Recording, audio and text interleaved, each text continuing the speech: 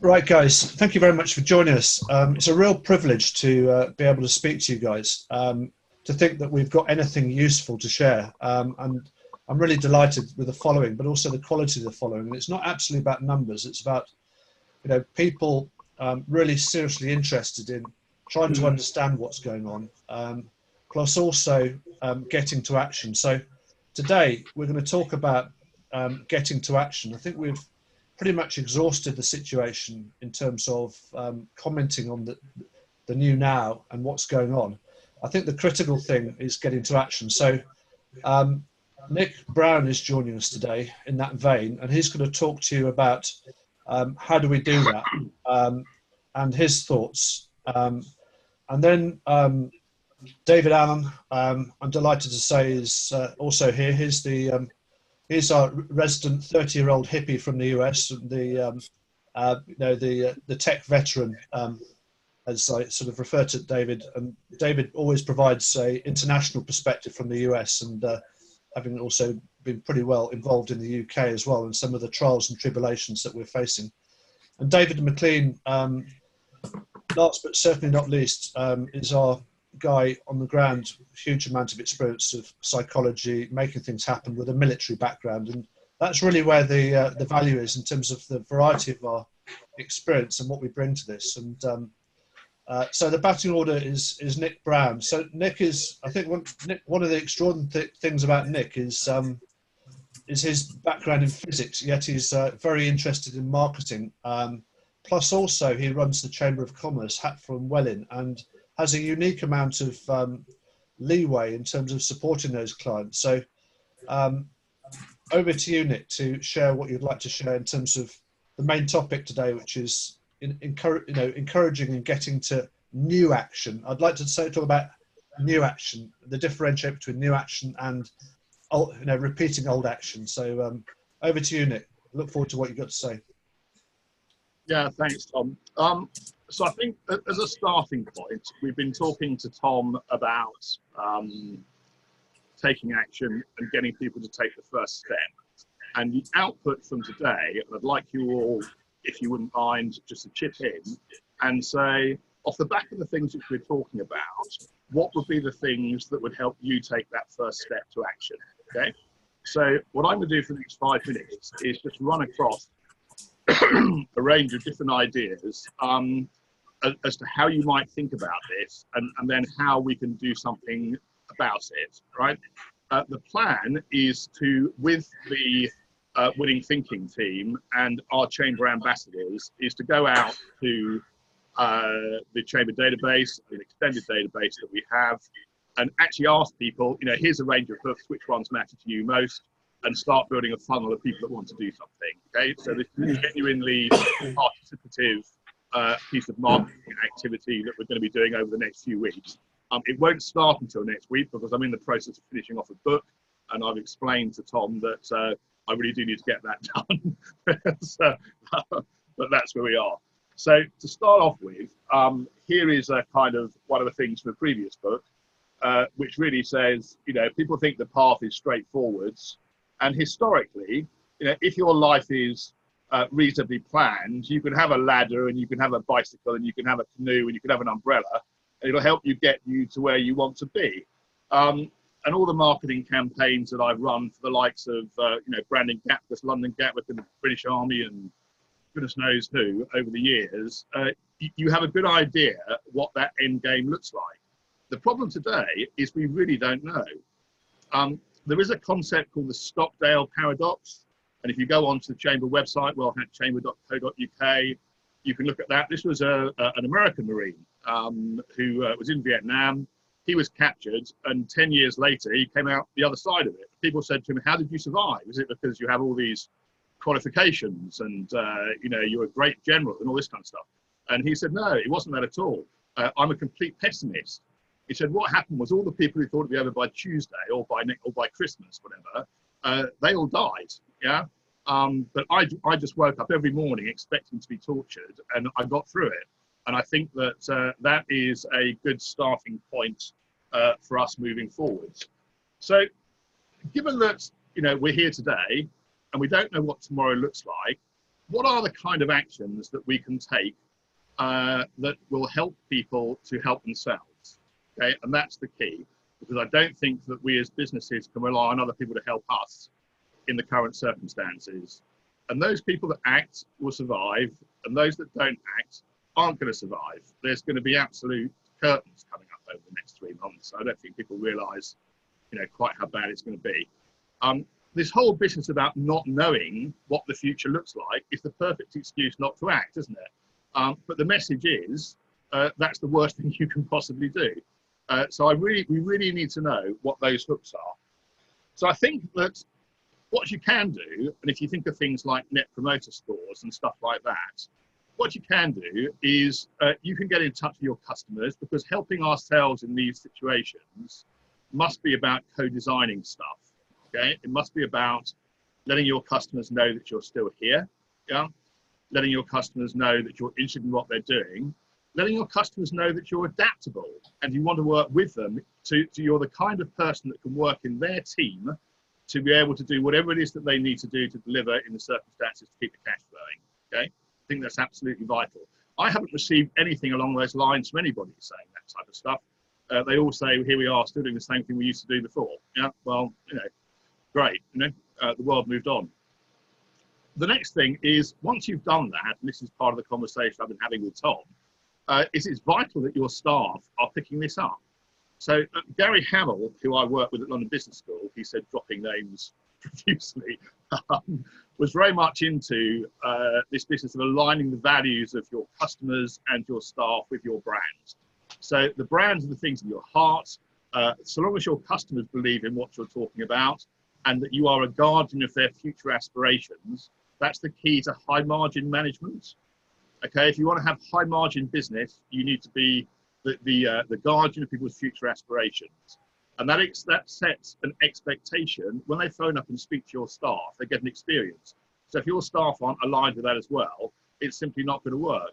So now is a wonderful opportunity to go through and ask the question of your customers, are we still relevant? How are we still relevant? And what are we going to do together to make this change happen? Okay. But I think this also aligns quite nicely with some stuff that I'm writing about at the moment, which is that the path to well-being as a human being and mental health, and David McLean will know more about this than I do, but that's very much about taking the first step, okay? So if under these circumstances you want your staff to be happy, the path to well-being is a key one. The next point is that if you then want to do that with your customers, actually the path to well-being and the path to innovation are the same thing. They're both about trying stuff out and seeing what works, okay? And then having the determination before the staff comes in to see it through and make it happen, all right? And as a final thought for you, we live increasingly in a world of top-down control, and that stops people taking action. We need to think about ground-up change, and that ground-up change is key to driving things. So we're going to go out to people and say, this is what's happening. And what I would love would be a series of comments from everybody that says, these are the things, given those thoughts, this is the button that you would press for me, which would make me say, yes, I'd like to hear more about this. Okay, obviously we have some ideas, but there's nothing quite like an opportunity like today to ask people. Thank you. My 10 minutes. Fantastic. I love it, Nick. I love the focus on action. I love the, the humility in your approach to admit that we actually don't know the answers. And I think that's fantastic. I think just one question for you, why do you think that, some of the businesses in the Chamber of Commerce sort of mix are not doing this at the moment? What's stopping them from doing this at the moment? I think they're frightened. Anything else? I think they're right to be frightened. Yeah. No, okay.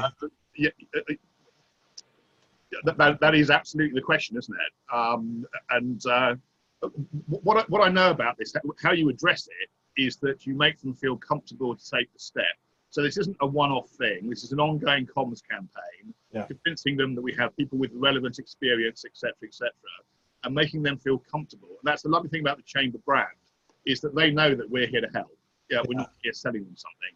But when they engage and they say, and they see the value, then they're happy to you know, to contribute to the pot. Yeah. Yeah, I like that. I think it's, yeah, no, it's brilliant. I think it's really very much about the heart and the genuine interest. I think, Nick, what's striking about what you're saying is the genuine heart to do something useful as a business owner, you know, coming from that same place. But yeah, I think you're probably right in terms of fear. People are right to be fearful, which is a concerning situation if you think about it, because that stasis is potentially very costly. And the second question, Nick, if I may, is I think one of the things we're noticing as part of this call is, you know, the reformation of relationships, rather like the way you and I met, in terms of that common passion, common drive, and a good relationship. I think that, you know, and I think, you know, if you take a lot of businesses, the existing customer base is part of the solution, but actually not necessarily the whole part of the solution. How do you propose to test new customer relationships and/or, you know, search them out, as it were? Yeah. So I think that I'm a database marketing guy. Yeah. I think that how you deal with these things, you have a database that you haven't spoken to, you work out what worked with your existing customers, and then you roll it out. So the immediate tricks would be treat your potential customers as if they're existing customers, and they will slot in very simply. Multimedia campaigns are important. If they see someone bashing away from the same perspective, it's not reassuring. I can tell you from having done literally millions of these, you know, millions of these a month for 20 years, it's about the third and a half communication when the peak response comes. And if you can get that from multiple channels, you know, social. One of the nice things about the Chamber is the ambassadors retweet this kind of stuff, you know, so you get an instant marketing depth on stuff, and they talk about it on LinkedIn, and they do stuff on Facebook, and it evolves into other areas. And I'd very much encourage you guys to join in with that. But if we can get some stuff in the press as well, you know, get some stuff into business magazines, then that helps as well. Yeah. And the trick is to just get some get some momentum going with it, and then what then happens is people think they're missing out, and then you put it in. Yeah, and my pragmatic view, in the sort of rather rough around the edges marketing way, is that there's always a core set of relationships, some of which you're attracting into this pot. It's a small number of people, some of whom just drop off because they decide to do something different, or you can't manage the relationship with them. And then you've got this larger number, and in our instance, we've got a number of 3,500 people that we know, and frankly, we test our relationships with them, and people drop off. And actually, I think you learn most by the people who drop off. But I think the notion of trying to funnel those people into the smaller pot, I think it's just nonsense. I think in some ways you've got this testing pot where you're testing your ideas, as you rightly said before, who actually not necessarily your friends. They can be or close friends or close business partners, and then you've got this smaller pot and the challenge to manage those relationships who are going to drive the thing forwards, a bit like the four of us and others that we've got in this mix. Yeah, it's a meeting of minds at the end of the day, and where people see value. So people need to know it's relevant to them. People need to know it's something that they feel that they can deal with now. I mean, the whole thing about marketing is being front of mind when someone takes the decision to act. 100%. I know what's very much in your head at the moment is the people that don't want to act aren't going to be here very much longer, so we don't want them as customers. Yeah, that's brilliant. That's great, Dave. Thank you very much, Nick. That's really clear. So, if any of the guests would like to ask any questions, then David will collect all those in a minute. So, a couple of things I'd like to share in the last week in terms of some of the findings that we've been picking up. I think that the key thing is actually not the conductor of the orchestra, because frankly, no one actually really wants to listen to the music anymore in a lot of organizations. I think that it's more around a jazz band, which is improvising to hit the target, which is very, very a different way of putting what Nick just said, which is, you know, listening to what's going on, intimate relationships, testing relationships, twisting people's arm, rather like Nick, who would prefer to come on the call next week. But actually, in terms of, you know, testing some of the, you know, the commitments, I think that's important on the way. And rather like a newbie that joins the jazz band, they get tested out, as Nick said, you know, in terms of how do they fit within the rest of the team. It's not actually about necessarily fitting the jigsaw. It's actually about managing the diversity of that and the ability to test and adjust continuously. I think there's a few really weird challenges with this, which I'd like to just try and highlight. So I think the reality for a lot of businesses is the actions are misaligned with the challenge and the new now. And so if you look at what's happening, the people-to-people relationships are absolutely huge. We've had a situation of excessive consumption. We've had a situation where sustainability has really come to the fore. We've had a situation where heroes have been completely reset. The nurses are not, you know, Jeff Bezos anymore. Jeff Bezos is almost sitting on a rather vulnerable beanstalk of some variety, along with quite a few others. I think we've had a lot of senseless tech investment that's taken place as well. And most difficult of all, we might have a market once we come out of this, which is 20% less. Yeah. Now, the issue with that is the damage that does to the supply chain, and a 20% fall in revenue, speaking as a turnaround person, is absolutely very, very difficult, particularly when you have no cash. Very difficult to recover, ultimately difficult. So, and I think some of the things that people talk about, you know, around values, I did a talk last week about values. Actually, I think it's far more about relationships and going in the same direction, and actually be able to manage relationships. And we talked a bit about some of the challenges of some of the more difficult things, not about the specific facts, but the nature of the Black Lives Matter challenge and the inability to talk about that and what happens when you do talk about that. You know, notwithstanding there's a genuine concern and some real issues that need to be resolved. And I think the other thing is that in these networking or marketing pots we create, there's also a danger of an echo chamber where we're just listening to things that reinforce our own beliefs rather than, you know, challenge what we're currently doing. So I think, you know, what in terms of checking blind spots, I think the one question is the issue we've concluded is it's not COVID-19 that's caused this problem. Is that COVID-19 shone a light on the issue. But the bottom line is with that, what are the bad mistakes that all of us have made in our businesses? Because we've all contributed to this mess. And if we can't see that, then that's a very difficult situation. Actually, it's a huge blind spot because the temptation is to blame COVID-19 or the weather or whatever. But actually, we all played a part in this. And I think that's an important check of our blind spots. And I think as well, you know, you look at what's happening.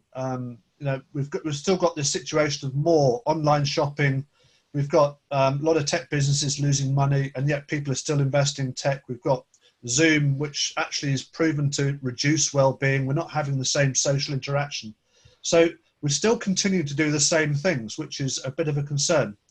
And by the same token, I think there are some businesses where there's sort of less. So you've got Airbnb, for example, who've been in the press recently, who are quite lucky actually that the cookies crumbled in their direction in terms of taking some of the hotel space.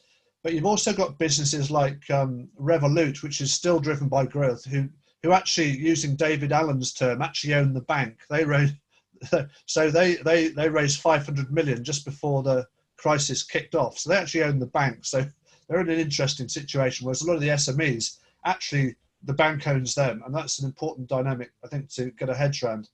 I think there's then businesses which are just frankly screwed. So you've got JLR, you've got Debenhams, you've got Rolls-Royce, you've got aerospace, where all of a sudden the demand has dropped off a cliff, and you know they're taking short-term actions. But actually, how well are they really challenging the thinking? Are they really looking at their products? Are they looking at their resources? I mean, my anecdotal view in Rolls-Royce, they haven't cut anything like back as much as they should have done to grow back from wherever they need to get to, which is a really tough call. But you know, you look at Airbus as well. They've slowed down the supply chain, but there's no market for aircraft anymore. So, because if they stop, then they're going to kill their supply chain. So there's really difficult issues which need to be faced. So the challenge with this is new action. So I use the word between action and new action because the less or more is all around previous actions. And David McLean will no doubt talk about what stops us from taking new action. And I think, you know, the same sort of services don't work. So everybody's still selling the same sort of products. The big four are, to a degree, Nick, as well. If you look at some of your services with your ambassadors, I healthily challenge, you know, how that fits, you know, the current model. and actually meets the challenge in terms of actually addressing that. So I think the other thing is, within this, how, at the most basic level, how do we know if someone's thinking? So I mean, I asked that question to a lot of people when I started conferences. I spoke at 5 conferences last year. I just bored myself stupid with what I was saying. And the first question that no one knows any answer, the answer, or very rarely knows the answer to, apart from people like David McLean, is how do you know if someone's thinking? There is a specific answer to that. So, what are we doing if we're not thinking? We're doing what we've always done. We're just doing the automatic stuff. And the bottom line is that we're wasting so much time and we're not doing any critical thinking. And there are issues like digitizing businesses, which are actually increasing our cyber risk beyond belief. And actually, whoever dominates AI is actually going to take us out with cyber, and that's very likely to be China. So, and you can look at the dynamic of that. So that's the sort of left of field thing that no one's talking about. So I think as well, in these situations, we talked a bit about the Black Lives Matter thing. And actually, we're very vulnerable to things which crop up, which play to our negative beliefs, which motivate us and take us off somewhere completely different. And that's exactly the sort of dynamic, notwithstanding there's a genuine concern at all, but that actually hijacks businesses, and that's why they eventually go bust. And if you look at all over the press, everyone's responding to the general thing, when in fact there's some really specific issues that need to be addressed. And those are the things that happen in businesses that we can't cope with. So I think, some specific things. I'm speaking to clients along these lines. I was speaking to a recruitment business this morning, chief exec, very experienced chief exec, who was making assumptions in the recruitment space, thinking that interim managers are going to fill this gap with regards to long-term permanent employees. And people have been saying that for years. And actually, interim managers haven't got the skills. What's good is they recognise that leaders haven't got the skills, but interim managers actually don't. I've trained quite a few interim managers, and they just don't have the skills to do what we're talking about, and they can't deliver cash fast enough. So there's a real challenge with that sort of the assumptions in businesses. And frankly, a lot of businesses only got one month's worth of cash. So we were talking earlier on this week about a business that says when X, Y, Z's happen, then we'll be okay.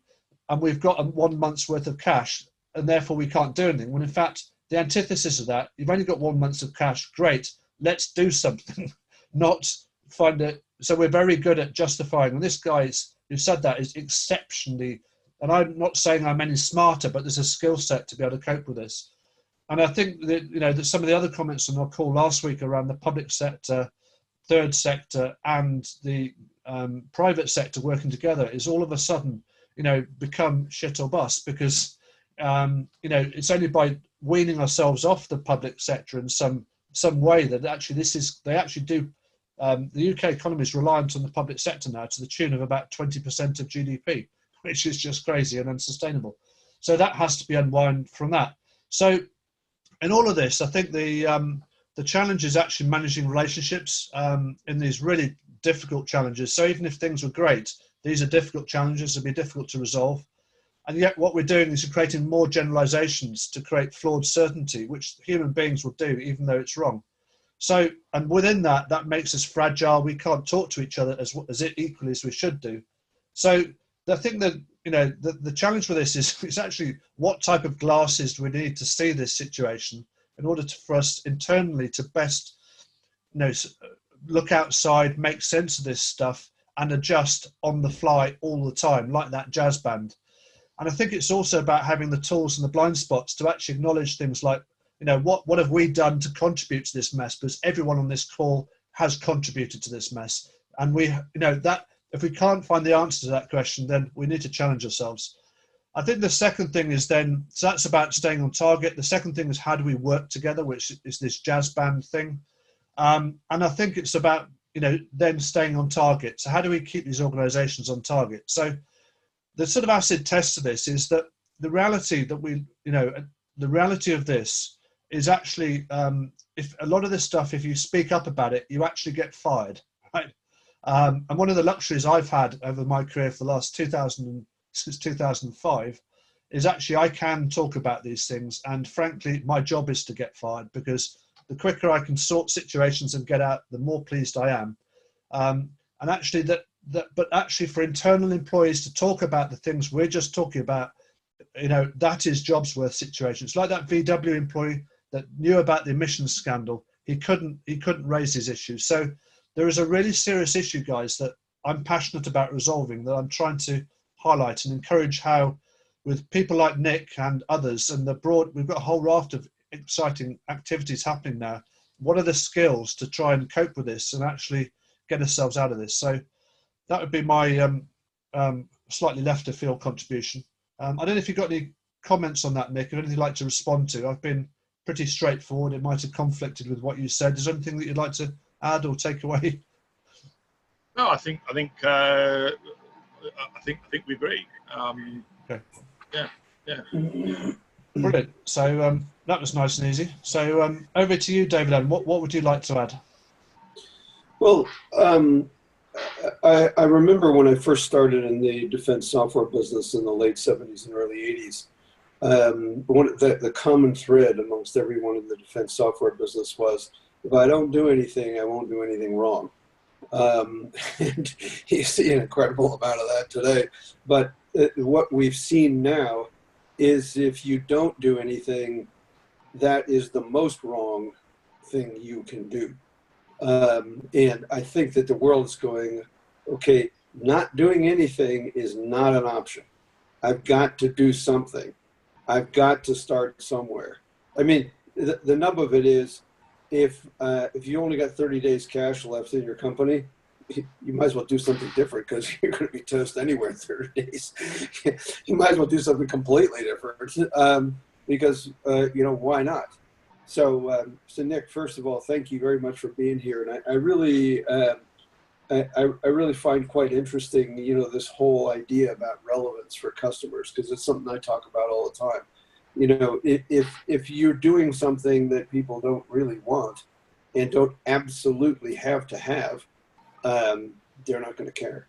And so you've got probably companies, 80% of what they're doing, they think is really interesting. Customers don't give a shit.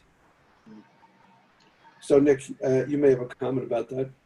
Yeah, so I mean, there's the test of relevance, isn't there? And then there's the test of trust. And relevance is about getting in through the door, and trust is about co-designing stuff. Yeah. Yeah. Trust is about staying in the door. Yeah. Relevance is getting through the door. Trust is staying in the door. Yeah. Because the fuse between when things get through the door and when you may or may not be out the door is a very short window. Absolutely. Anyway, that's my thoughts, Tom. Yeah, fantastic. That's brilliant. I think the challenge with that is also to keep talking, David, as well in that process. When things get difficult, can we still maintain dialogue? Can we still have those discussions which actually take us to the next level of potential fear without, the wheels falling off? And I think I think now you've got to keep having discussions. You can't stop. I mean, there need to be pubs like this where people are just keep talking and start doing and talking and doing and talking and doing and talking, and just not just talking. The talking gets you nowhere. You got to start doing. Yeah. No, I think from a very practical perspective, I think if we're not taking action, we get increasingly stressed as well, which no doubt David will talk about, because you're actually misaligning your beliefs and your actions, and that actually messes you up quite badly. So anyway, David will have a far more intelligent perspective on that, David McLean. So thank you very much. Well, thank you. Yeah. Thank you, Nick. And thank you to the other gents, obviously. I just wanted to bring that point up that you made toward the beginning there. Sorry, my screen went a bit funny. That gent who survived for 10 years in Vietnam, and saying how it's pessimism, perhaps, but actually what's going on there is it's realism.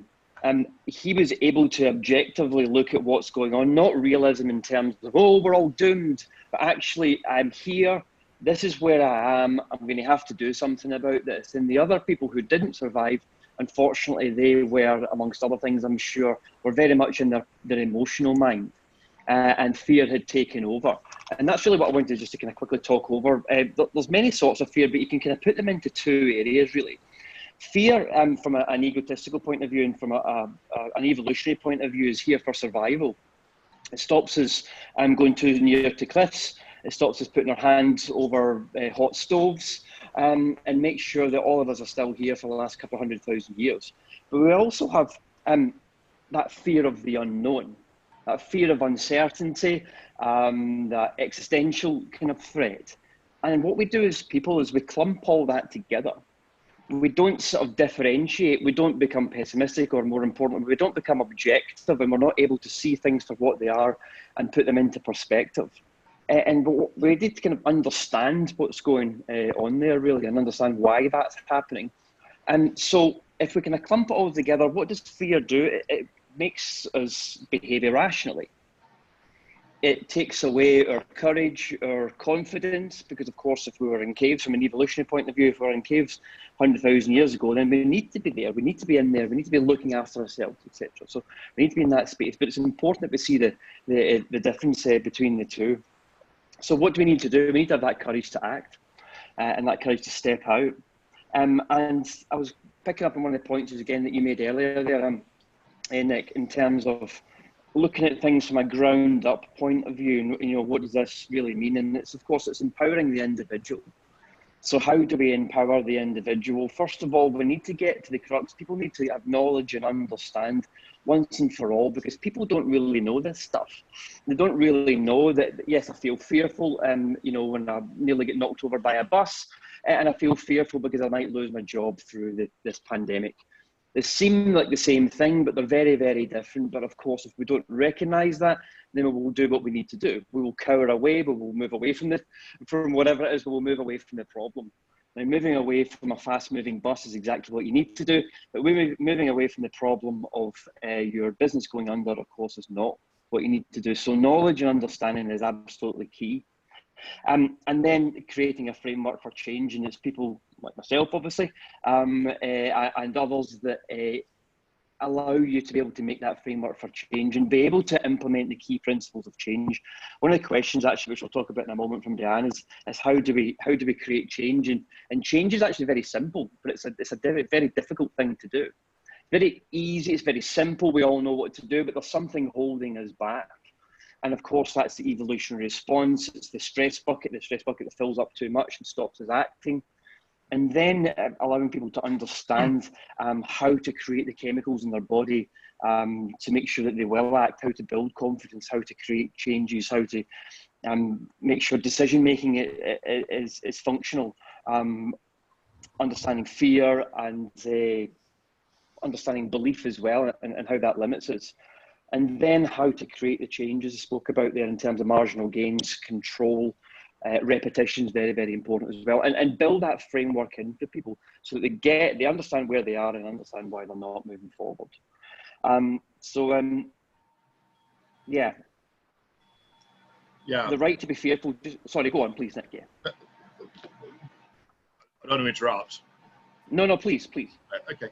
I think that reading Diane's questions here, I think they're very pertinent questions. We'll come on to the questions in a second, Nick, just a minute. Yeah. I think, David, in terms of the fear thing, right, what's the one thing that people can do to overcome the fear? Right here now, we've got people on the call. What's the one thing they can do to do something about that? Yeah, everybody's looking for the magic pill. Everybody's looking for the one thing. And it's, I suppose what I would do is, where would we start? Because what's the first thing that we need to do, rather than what's the thing that we do? And what the first thing that you need to do is understand, is gain the knowledge, is understand that this response is, why am I not acting? What is that? What is the reason for that? Because once it clicks, once we understand that, once we get that, then we can then start to move forward. We can make the changes, we can implement what we need to make, we gather confidence, we gather momentum, we gather motivation. But it's understanding that the fear, once and for all, understand the fear that people are suffering from and the fear of inaction is nothing, it's not real. Yeah. Ethereal, it's not really a real thing. And once you get that, then you can start to build that confidence and then do whatever you need to do. Yeah, I think one of the interesting challenges, I think, is to understand what drives us, and also then our self-awareness within that to actually unravel that, because it's drivers are key. It's a bit like looking into our own heads. We're not so great at that. So I think there's something else I want as a hypothesis, which is, I think we've got sufficiently a lot of things wrong. So I think we think it's clever to change. Actually, I think the human being is wired not to change. And I think for a very sensible reason, because, you know, we can get ourselves in a real mess. And I think actually what could come out of this, oddly enough, out of this new now, is a lot of the stupid things we've been doing, which of course create noise and change and think it's clever. In fact, it's just damn stupid. You know, like undermining our relationships or valuing the wrong people or growing businesses that are trashing the planet or all these other myriad of things we've been doing. I think my hypothesis, if we start getting this stuff right, we're going to get down to sort of a base level of sanity whereby people can start functioning properly and rightly properly, because there's a lot of stupidity, I think, that's created in organisations that's thought to be clever. I don't know, David, pragmatically, do you agree with that or No, absolutely, completely agree with that. Yeah, so our brains are programmed for automatic responses. We're habitual creatures. And change is actually a very painful thing, as I said before. And actually, before, when I worked in clinical work, to get to people, to get them to change, even drug addicts, alcoholics, etc., to get them to their bottom, the lowest point before they made a change, it was a lot lower than anyone thought, and a lot lower than their family wanted to be. So we really need to have these big things that happen in our life to get to that point. And as touching the point you made earlier, is that people confuse mental activity with thinking. Yeah. Most people don't really think. And most people on this call won't be thinking, including me, because we're not programmed in that way. So this type of thing that's happening at the moment, I'd say once we understand the fear, once we understand what's going on, that allows us to be able to once and for all start thinking, start making changes, and have the courage to do what we need to do. Yeah, fantastic. Thank you very much, David. So that's brilliant. Let's move on to the questions now. Sorry, Nick, to... That's right. It all ties in with what you're saying. I could feel your enthusiasm bursting, which is fantastic. So anyway, yes. like a helium balloon, let's kick off Nick with his answer to whatever the question was. What we got, David, in terms of questions? Yes. We've kind of half answered this, but I think there's a bit more in it. It's from Diane. Are we talking about a total culture shift? Will people change willingly, or will things have to get much worse before people will welcome change? Where are the visionaries? Yeah. Who's got seagulls in the background? It's lovely. Yeah, that's me. Apologies. I'm down by the waterfront.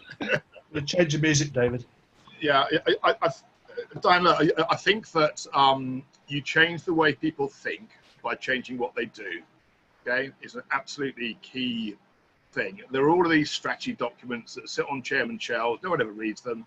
At the end of the day, you need to get someone to do something different. Now, the beauty of this, of course, is that once they've done it, it's their idea, not yours. And success looks like them coming back and telling you how to do it when you facilitated that in the first place. Okay. The problem with that, and this is Mr. Hamill's stretch diagram, is if people go off and do things that are absolutely don't align with the brand and the way the customers want to go, then no one's going to pay you. Which brings me on to your second question, which is around what if the customer's wrong, which is where the co-design thing comes from. And I think that, you know, what I can absolutely tell you from my time in marketing is that you build the future. You know, you decide what it's going to look like and you make it happen. You know, Gatwick was a shell suit airport in Sussex when Sir John Egan asked us to come and get involved in that. You know, we used all the secretaries, got them to book their bosses in, and then we told Northwest and all the carriers, we've got a load of people here, come and fly with us, we'll fill your planes up on the way back. And by the way, it's 20% cheaper than Heathrow. And that's where it came from. You know, and it was an inclusive scenario.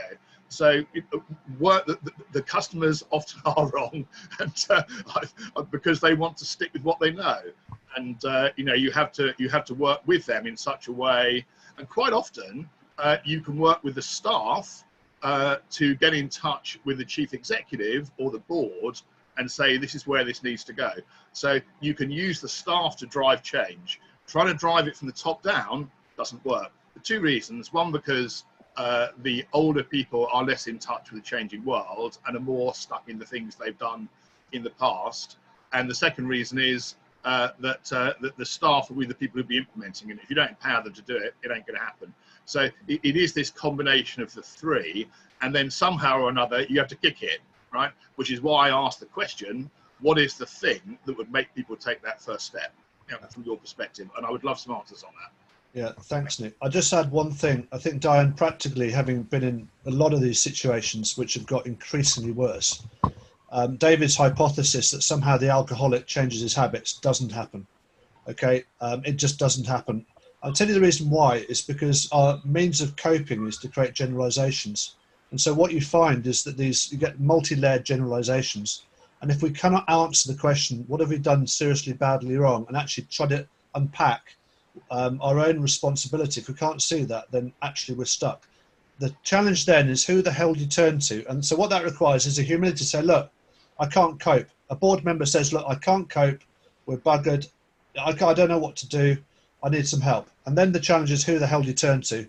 And there's nobody that you can turn to that I'm aware of, frankly, apart from the bloody Winning Thinking program, which is actually a safe process. And our process, when people are on it, it's really exciting. It repairs relationships.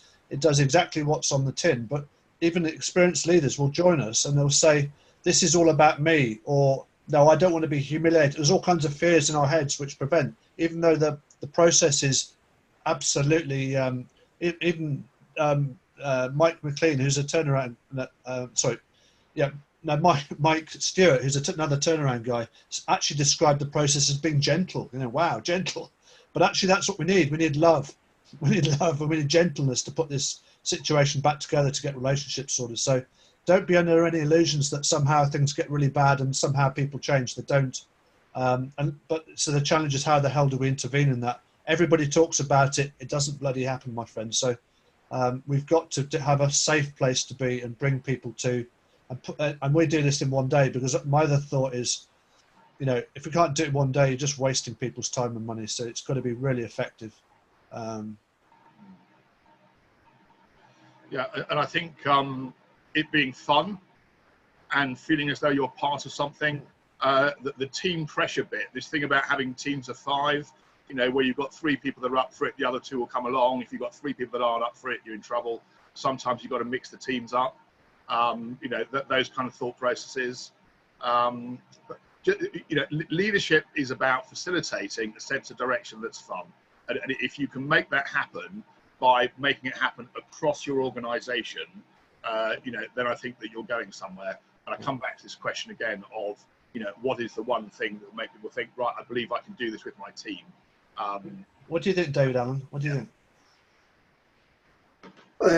Absolutely. You've got, it's all about getting people on side. It's all about trust. It's all about, the whole issue of relevance and trust, it's all very closely woven together. And I think that, Nick, you've hit on some really, really important things here. Great. Thank you. What else you got, David?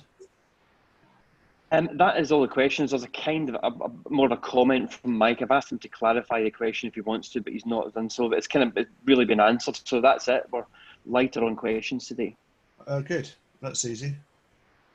So, David Allen, would you like to try and sum up the discussion, please?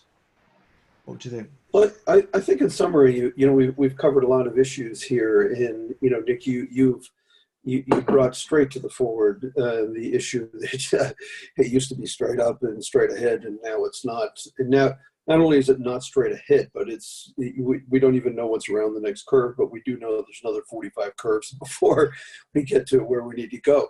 And you also accurately said you've got to do something. So there's the old saying that in the land of the blind, the one-eyed man is king. And we're going to see a lot of kings here because, okay, I don't need to see out of both eyes. I don't need to have all the data, but I am going to do something. And I think that's the great thing about what you're doing with these chambers of commerce, starting with your own and then maybe leading on to some others, is you're doing something. Because having been part of the British political establishment, I can tell you, they're all, standing here pointing at each other and not doing anything. So I think in terms of summary, it's all about doing something, not just anything, but doing something. Dig in, spend a whole lot of time figuring out what the most relevant thing is, grab that, do that, and get on with it. Fantastic. In terms of Nick, there's a specific call to action you've got, haven't you? What to the audience? Because I think we're going to share this discussion with your peers in the chamber, whichever way you want to. But what was your simple one-line call to action that you wanted to share? Yeah, I mean, what is the one thing that would make people take the first step? There's two reasons for asking that question. The first one is to include you all in this process, because if you'd like to be involved in it, we're happy to involve you. This is about helping British business. There's no cliqueiness about it. Yeah, that's what it's about. And the second thing is, I have my views of what this is, but it's such a broad and different world now that it'd be very foolish not to listen to what other people have to say. So that's it.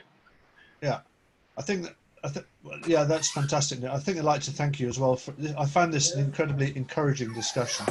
I think it's great to see action coming through. It certainly makes me feel better personally. And I think it's such an important thing for all of our well-being to take new action. So thank you very much for your contribution. I look forward to figuring out the detail and actually making this happen with you, and or engaging on a broader perspective. But I think what's good is about what I feel is good about this is that we're going in the same direction and we can manage the relationship. Yeah. That's so important, and I think it's about having that passion. So brilliant. Thank you very much, Nick. Great job. Thanks, Nick. See you later. Yeah. See you later. All the best. See you guys. Cheers.